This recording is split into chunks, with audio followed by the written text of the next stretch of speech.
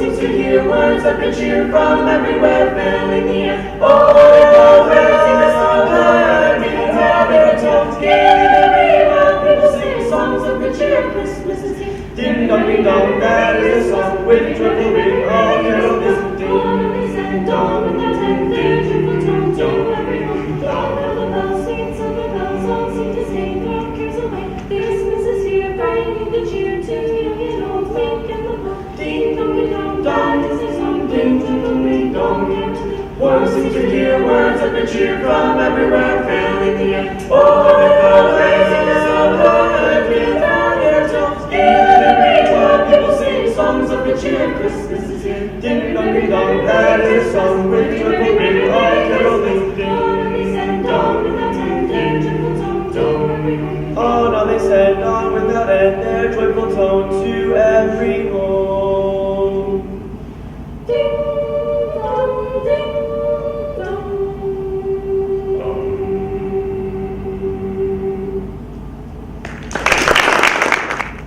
Jing jing jing, jing jing jing jing jing, jing jing jing jing jing, jing jing jing jing jing, jing jing jing jing jing, jing jing jing jing jing, jing jing jing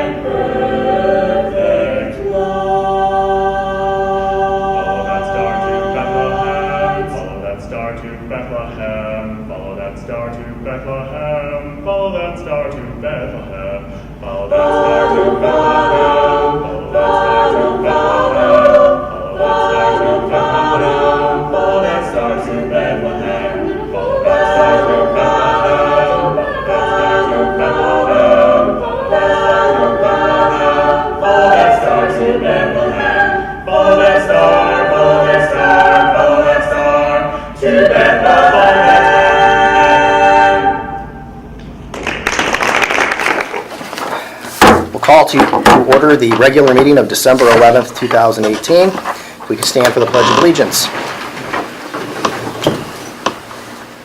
I pledge allegiance to the flag of the United States of America and to the republic for which it stands, one nation, under God, indivisible, with liberty and justice for all.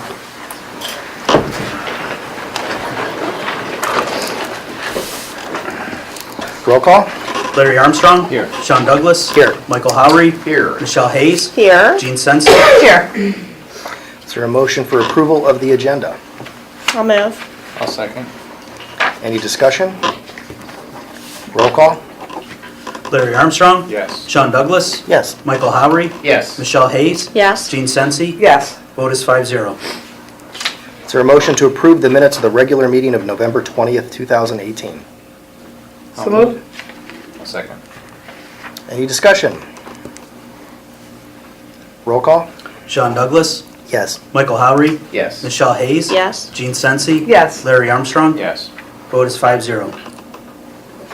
We now come to the first public participation portion for the evening. This is on agenda items only. You can address the board. If you could please state your name and address. All right, seeing none. On to reports and recommendations of the treasurer. Thank you. I just have a few items that are not on the agenda.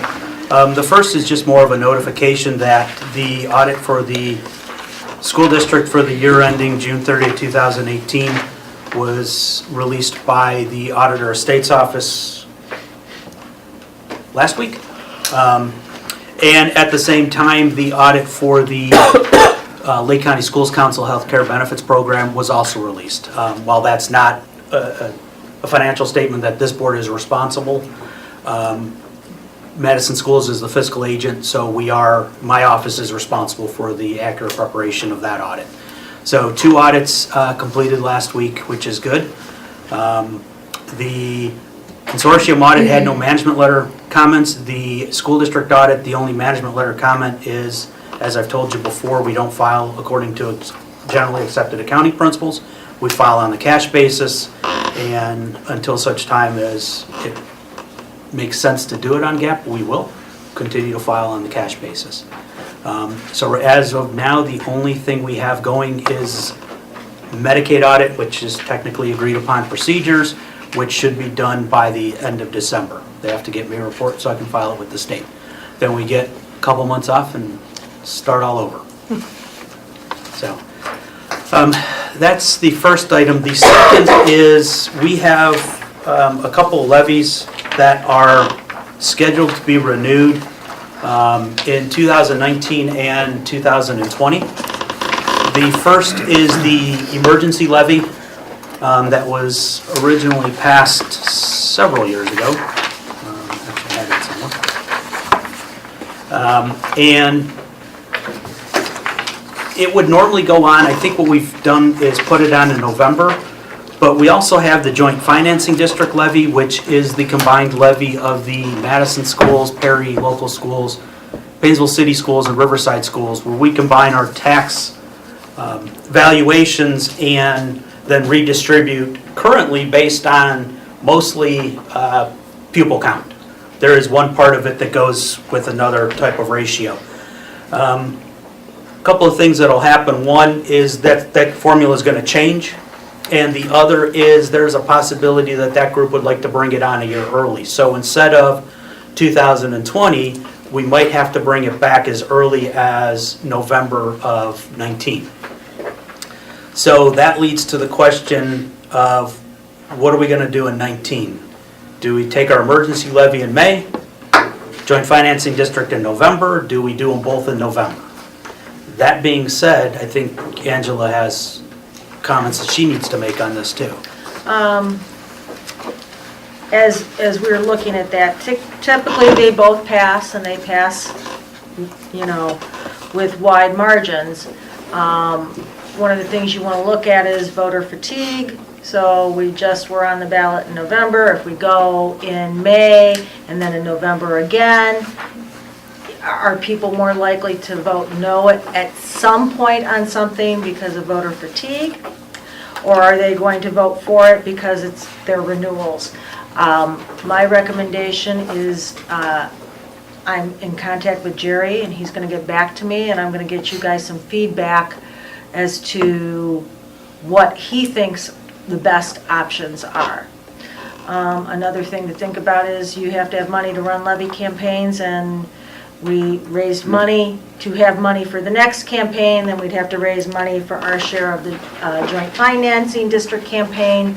So those are some other things to think about. Whereas if we went November and did both renewals combined as a, no new taxes, vote for each of these issues, you're not spreading yourself thin with your levy resources and your levy campaign staff, because we, don't have tons of people volunteering. We have more people than we did, but we don't have a lot of people volunteering to run these campaigns. So if it is all right with you, I'm going to get some feedback from Jerry, because I think he knows his stuff and knows where those things are, and we will get you the information. And if he thinks it's okay to combine the two in November, then that would be my recommendation. Did I miss the reason why, though? Well, there's at least one other district that may want to put a levy on in 2020, and they want to have that cleared for their new money. So, and we all look at the joint financing district as a pretty easy pass. It's passed 65% the last few times. So it's to accommodate another district? Yes, yeah. Okay. We don't have plans to put something on, but at least one other district is thinking about it. So to make room, they want to move this one up. And the earliest we can put it on is November of 19. Oh, and there is another very good reason why it wouldn't be May of 2020. That's an election year, presidential election year, so the primary is March. So if you're going to go for the financing district, what's the difference between November and March? And you're probably going to have a smaller turnout probably in November than you will in the presidential election year. Yeah, and the reason we're bringing this to you now is it was just a few weeks ago that we had a meeting of the joint financing district, and that was the first time that it had even been discussed moving it into 19. And the other reason is if we're going to bring our emergency levy in May, emergency levies have a two-step process, as most of our levies do. The first one is the resolution of necessity, and that resolution has to be passed by February 1st. The second resolution, the resolution to proceed, has to be passed by February 6th. We're rolling out dates for next year's board meetings, and one of them might occur on the 6th, which is actually too late. Because in between the 1st and the 2nd, I've got to get to the county auditor. They have to certify the millage that it'll take to generate the money. So that's kind of why we're throwing it out now, and Angela's in contact with Jerry to get his professional opinion on what the voters might think about two different types of levies, although renewal at the same November election. How did you said this formula's going to change? Do you know yet, or how, or? Yeah, it's probably going to be closer to what you put in is what you get out. So, but that hasn't been finalized yet, much like bringing it into 19 hasn't been finalized. But for us, because we have something else in 19, we have to act possibly quicker on our own levy than members of the joint financing district. Mike, sometimes I hear feedback on these emergency levies, which is, how long does your emergency last? Because it's entitled an emergency levy, so that would, to the average voter, they hear emergency, they think that's going to be to cover something specific, and then they move on, but then we have renewals of emergencies. So can you address that? An emergency levy is one that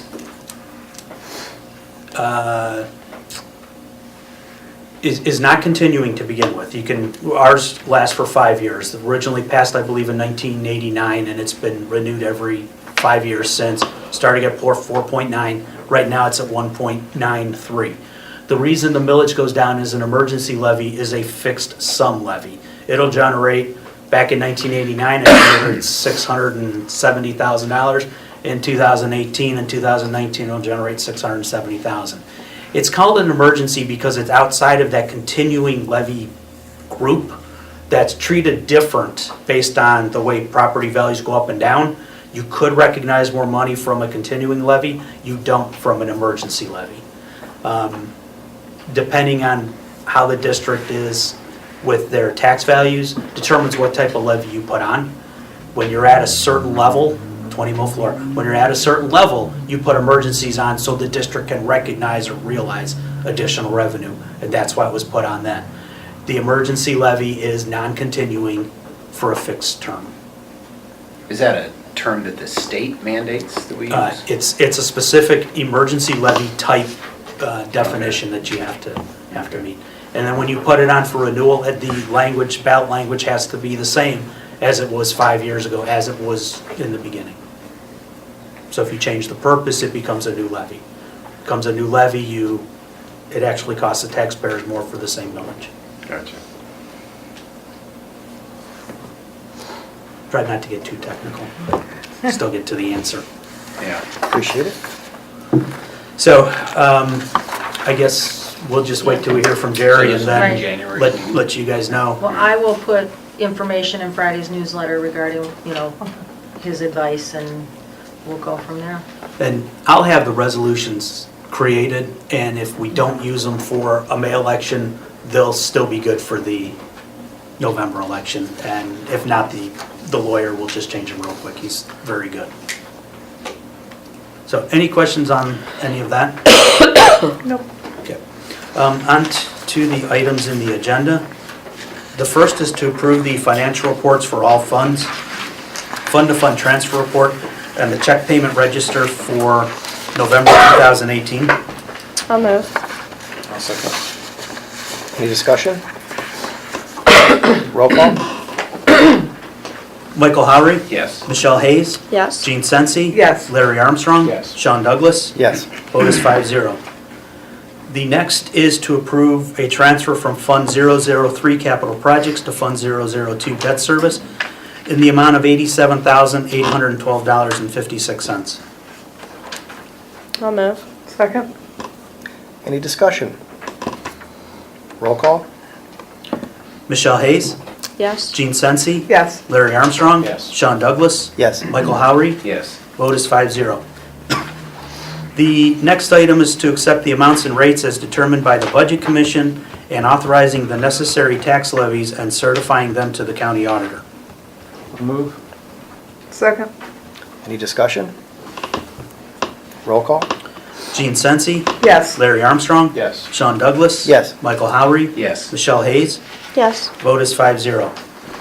And then to accept a donation of a sandbox from John Litchoff and Douglas Evans to Madison Middle School to be used as needed. Donation of a Christmas wreath from the Madison Garden Club to North Elementary to be used for a holiday decoration. A donation of $500 from Gary Skoke to North Elementary School to be used as needed. A donation of 5 pumpkin pies from Natalie Meskenpush to Madison Middle School to be used for the 8th grade Thanksgiving dinner, which was a blast to serve at, by the way. Donation of $100 from Patricia Roberts to North Elementary School to be used as needed. A donation of 3 turkeys and 3 hams from American Legion Post 601 to North Elementary School to be donated to North Elementary families in need. A donation of new and used clothing and shoes from Yelena Viguera to North Elementary School to be donated to children in need at North Elementary and Pre-K. And finally, a donation of 100 imprinted mini basketballs from Michael Warren, Howard Hanna team to South Elementary to be used as PBIS rewards. I'll move. Second. Any discussion? I just want to say thank you to all of the generous donors. I say it every time we have a meeting. We have lots of donations, and we're very appreciative of all the support that the community gives us. Thank you. Thank you. Roll call? Larry Armstrong? Yes. Sean Douglas? Yes. Michael Howry? Yes. Michelle Hayes? Yes. Gene Sensi? Yes. Vote is 5-0. That's all I have this evening. Thank you. Thank you. Reports to the administrative team. Well, I would like to also give a shout out to our 8th grade teachers for the Thanksgiving dinner that they did for the students. Well, I was not able to attend because that was when my mother was in the hospital.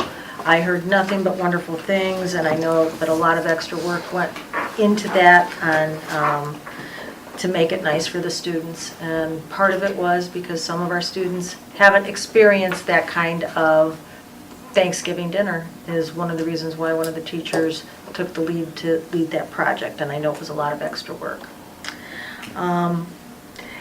Couple things since since I last met with you. The graduation pathways have been changed in the state legislature. I think it's awaiting the governor's signature.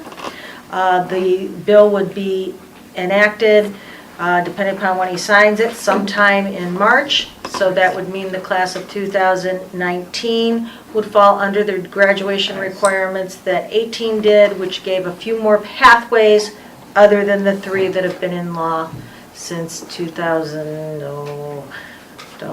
I can't quite remember when the law was enacted, but they've had these pathways for the last 2 years. The class of 2020 will have additional pathways as well, but with a few changes. To, I think, not talk about attendance as one of the pathways, criteria for the alternative pathway, and a few other things. And guidelines from the state have to be ready by May. So these alternative pathways were created because the state is in the process of redoing, again, the graduation requirements, where they hope to land finally for the class of 2021. So all the effort from people writing their legislature, calling their legislature, talking to people to influence that change, it was heard. And so that will help many of our students breathe a sigh of relief. My intent is to send, once the governor has signed it into law, a letter to those families that could be impacted by it, and what their options are. Continuing with graduation information, the ACT test this year will be given in February versus March when we gave it last year, because we're going to give it online. What that will mean, once again, and this will impact 2 of our board members' children, is that the freshmen on ACT test day do not come to school that day. It will be sophomore taking the pre-ACT test, the juniors taking the ACT test, and only those seniors that need credit recovery will be in session. A letter will be going home from Mr. Fisher after the holidays explaining this change. So I wanted to give you a heads up, though, because it is a little bit earlier than last year. We did it in March last year because we did the paper and pencil testing. Quick update on the curriculum project. That has been going very well. We are making headway. Each of the groups, our middle school math and high school math, have been meeting independently because their needs are a little bit different. Our ELA is done more together, and our trick to align that curriculum vertically. I'm very excited by the work they've done and hearing the reports from the various groups. So at some point next semester, we will have a full update of the progress of that work and what they've accomplished. Quick reminder, food baskets are in this building this weekend, so I think Friday evening is when they put together all the different baskets, and then Saturday they go out into the community and deliver them. Various buildings have been doing food drives for the last month. I know I saw something today with over 800 and some odd cans donated from the middle school. I know I've seen things from North, so this district is very generous in giving back to the community as well, and our kids get very engaged in that. January 7th, on our in-service day, we will be doing the poverty simulation, and I know, Jean, I think you've been a part of that. I'm very excited to bring that to our staff, because I think sometimes we all operate from what we know, and sometimes we don't understand what children in poverty or people in poverty go through. And the poverty simulation has been done throughout the county in various places. And so we'll be having 2 sessions. There'll be a morning session and an afternoon session to accommodate, our staff. I'm not saying yet who's going where, because they'll get that right before break. So they can't complain too much who has morning and who has afternoon. Limit the time. Look at Gretchen. One at a time. Yeah, but it's about a 3-hour simulation for each group, and I'm excited to be a part of that and bring it here. So the last thing in my report is we proposed 2 different sets of board meeting dates. Mike and I went through all the various things that we have to attend and what would call us to not be at a meeting, as well as all the programs and things that happen during the month of May. And so we have a basic Tuesday schedule with a few Wednesdays, and then we have a Wednesday schedule that I think only has a Thursday in it, because that's when Mike has to do the year end, and he needs that amount of time, so he takes it, as far as he needs it. So nothing you have to decide on this evening, but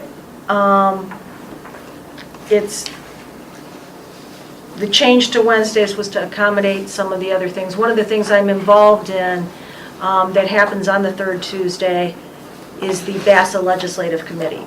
And since we've had board meetings on those days, they haven't had one up until, I think, last month, and that was when my mom was in the hospital. But the next one is January 22nd.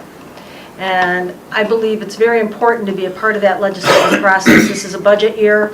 Going to those meetings will give us information on what they're thinking. And so one of those reasons to look at some of the Wednesdays was to accommodate that. But it is your pleasure as to when we do these. Any feedback from anybody on the difference between Tuesdays and Wednesdays? I have no issue with that. I don't either. Just gotta look over it a little bit. Okay. I miss a few here and there.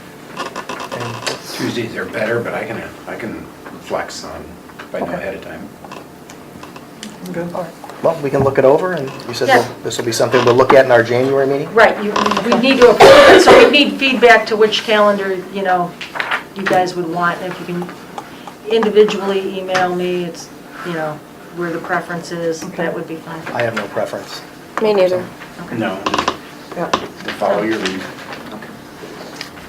And that is all I have, so I'm gonna, I have just quick update on some of our early literacy progress. We got some nice feedback in the end of November. We got the grant from Martha Holden Jennings Foundation. That was about $20,500. When they give you that money, they send somebody out to make sure you're using it the way you're supposed to. And she got to observe the teachers at South completing the second module of 4 that they're going to do this year. She liked the work that she saw. Some feedback that she gave is she's pleased that we're providing kind of ongoing training. It's not a one and done thing. It's ongoing. It's during the day, so we know we're going to get 100% participation. She also saw in the conversations that were happening around the learning, teachers talking about a specific student in their class maybe and how this would impact that student. And the feedback she gave me afterward was, I can see that they're internalizing the learning and how they'll apply it to kids. A lot of times when you do go to a training or a one-time training, you're thinking, okay, what do I have to do? What kind of tasks do I have to do? And they were beyond that. They're thinking about how does this impact kids. And so I thought that was positive feedback. And I was happy for it because we're going to ask them for it again next year going forward. So we're hopeful and we do intend to apply again. Over at North Elementary, they've completed modules 5 and 6 of 8. So they're cruising right along. And I can tell you there are many changes in that building as a result of being 3/4 of the way through the learning modules. I mean, schedules, how they're allocating people during the day, some of the curricular materials that they're using, just all kinds of changes in, from where we were a year and a half ago. It's interesting to see. And then today we brought the leadership from the 2 schools together for our first kind of coordinating, sharing kind of meeting. And it was interesting because North has taken different things that they've learned from the modules, South is starting to do that, and they're not all the same. And so, the message is, it happened organically at North last year. They came up with some ideas to how to implement this. South is doing the same thing, and we want to keep bringing all of these ideas together and finding, the best ways to do it. So I thought it was a productive first meeting, and we're going to try to do that monthly to make sure that over the next few years, as we're going through this process, the two buildings are on the same page. So I think as far as what we're seeing in the two buildings, it's very positive in both and very positive in South being right at the very beginning of it. So I think we're off and running.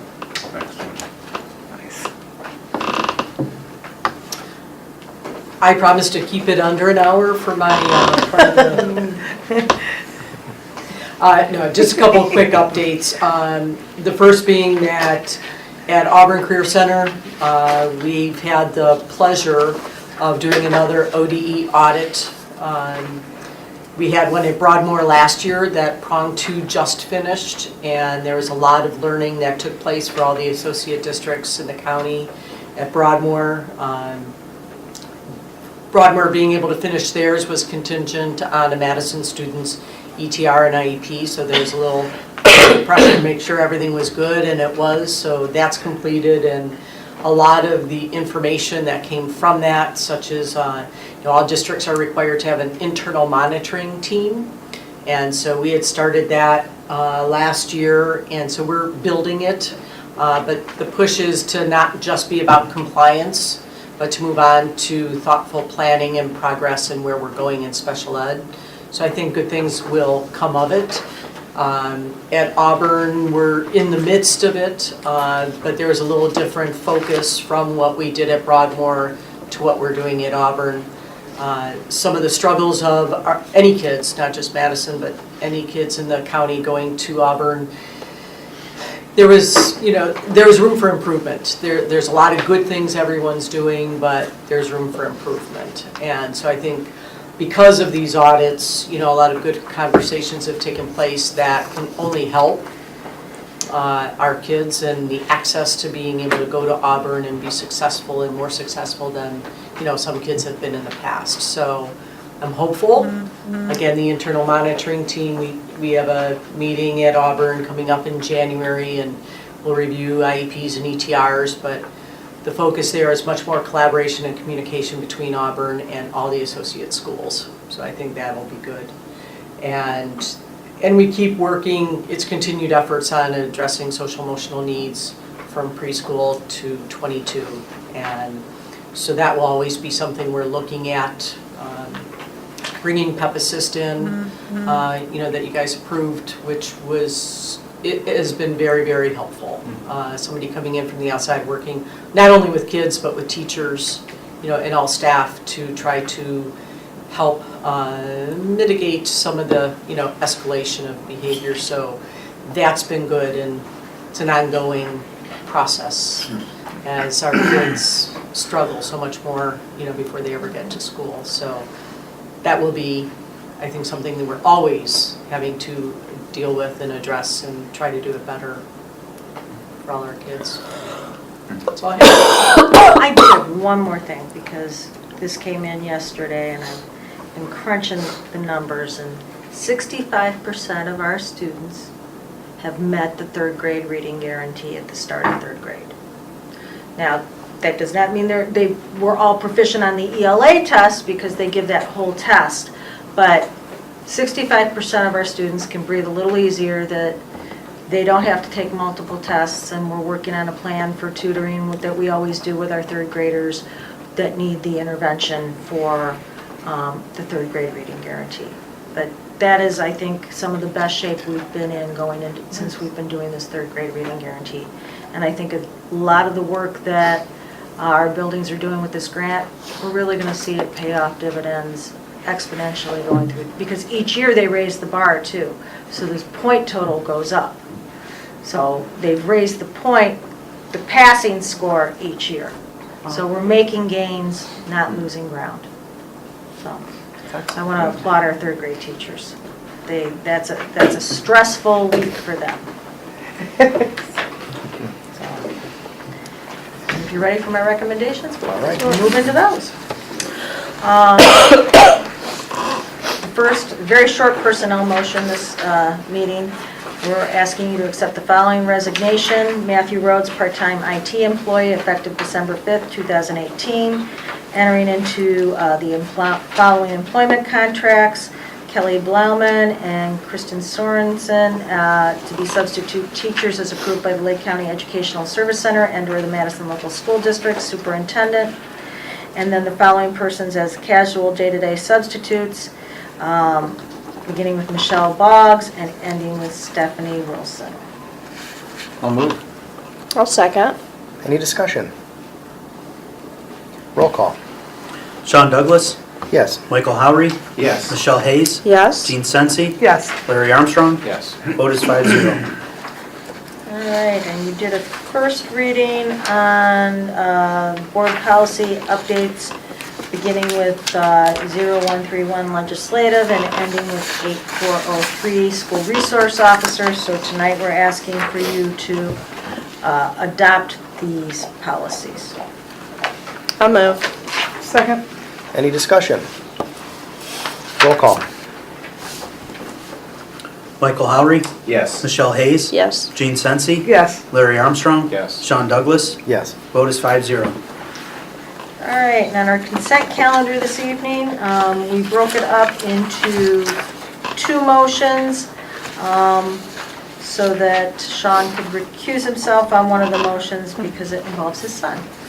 The first motion, item A, we're looking for you to approve the service agreement between the Madison Local School District and Geauga County Educational Service Center for a student served outside the Madison Local School District to enter into a consultant services contract with Emma Miller, girls soccer consultant, at a cost not to exceed $1,000 for the 2018 athletic season. To enter into a consultant services contract with Nick Riley as an MHS football consultant at a cost not to exceed $3,000 for the 2018 athletic season. To enter into a beverage provider agreement between the Madison Local School District and Pepsi Beverages Company through May 31st, 2023, pursuant to the agreement as found on file in the board office.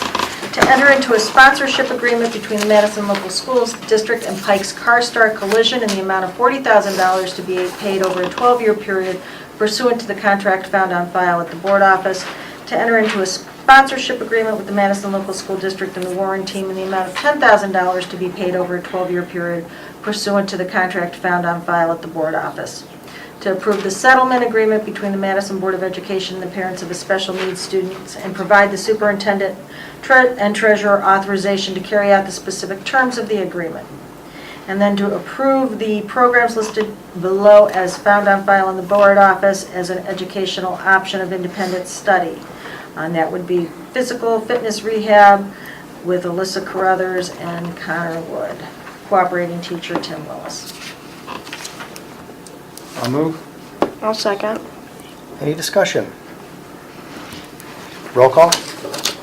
Michelle Hayes, Yes. Gene Sensi, Yes. Larry Armstrong, Yes. Sean Douglas, Yes. Michael Howry, Yes. vote is 5-0.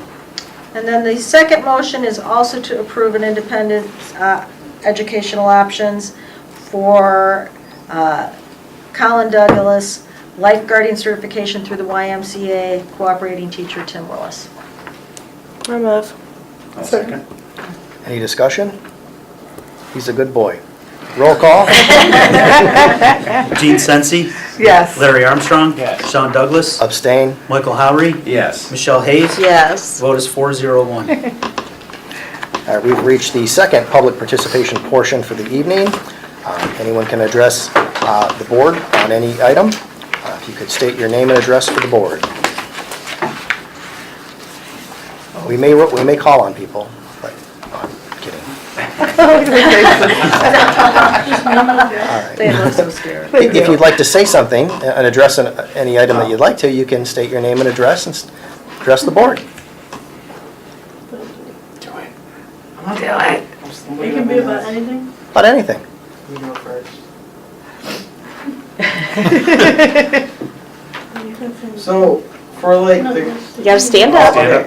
stand up. Yes, Okay, say your name and address. I'm Josh Smith, and I'm wondering about like the graduation requirements for like next year, 2020. 2020. Good question. Very good question. So what they did is last year's seniors had some additional pathways added. There was like a capstone project, there was a GPA involved, some attendance, community service, work study.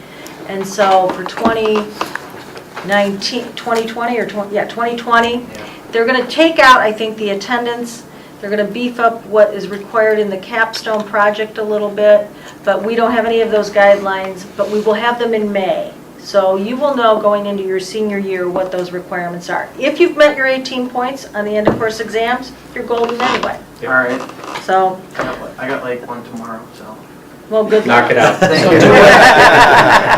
Simplest is having your 18 points. Yep, that's the best way to do it. And if you don't know how many points you have, you should ask. Mrs. Beam or Mrs. Rowe? All right. Anyone else wishing to address the board? Thank you. Welcome. I've seen none. All right, so we do have a need for executive session. Is this for number 5, Angela? Yes. All right, so is there a motion to go into executive session for matters required to be kept confidential by federal law, rules, or state statutes? I'll second. Any discussion? Roll call? Larry Armstrong? Yes. Sean Douglas? Yes. Michael Howery? Yes. Michelle Hayes? Yes. Gene Sensi? Yes. Opposed, 5-0.